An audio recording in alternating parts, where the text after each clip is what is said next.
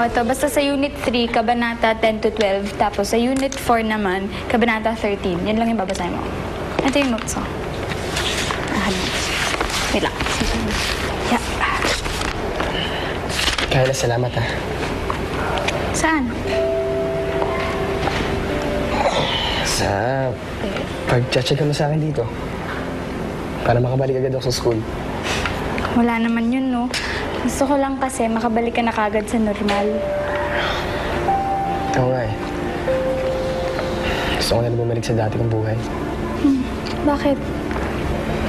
Kasi parang di na ako babalik sa dati. Nakakulong na ngayon si Daddy.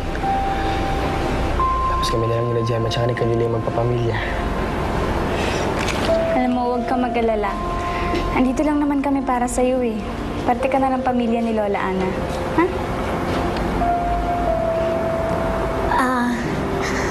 Magmerienda muna kayo. Wow, tamang-tama. Gutom na ako. Thank you, Gemma. Saan galing yan?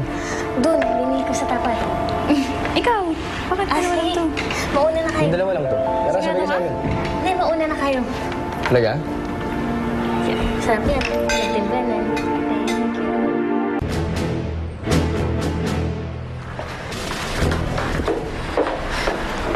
Kayla. Kayla, bakit? Jay. Teka, bakit? Si Mommy kasi nakita kong kausap niya yung babaeng kaaway ni Lola Ana. Ha? Kasama ba niya daddy mo? Wala siya dun eh, pero sigurado ko kasali siya dun.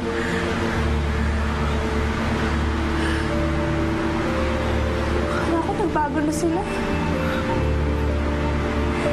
Hindi pa rin naman pala eh.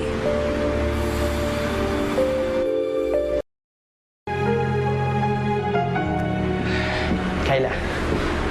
Wala daw yung daddy mo eh. Umalis na.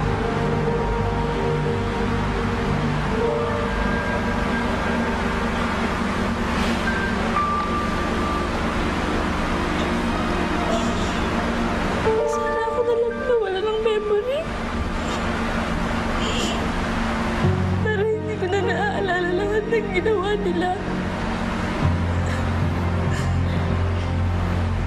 Kasi yung mga masasayang memories na naaalala. Konti lang eh. Konti. Tapos yung mga pangit naman ang dami. Ang dami eh.